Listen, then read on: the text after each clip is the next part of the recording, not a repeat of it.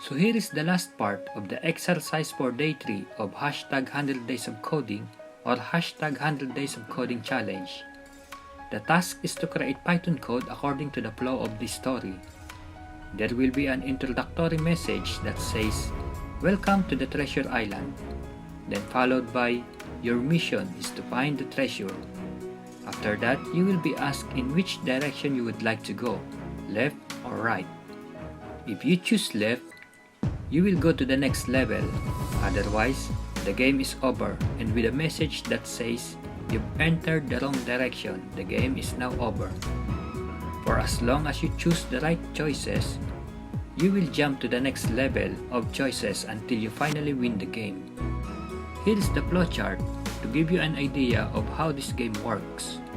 Another challenge here is to capture the user input. As you will notice, left or right choices are in lowercase, and the user might have typed the answer in sentence case. So this is something you need to make sure to catch.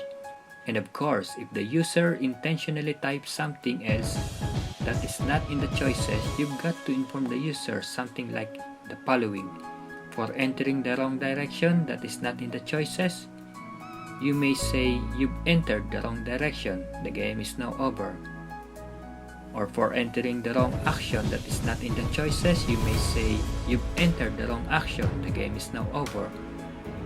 And finally, for entering the wrong color that is not in the choices, you may say, "You choose a door that doesn't exist, the game is now over."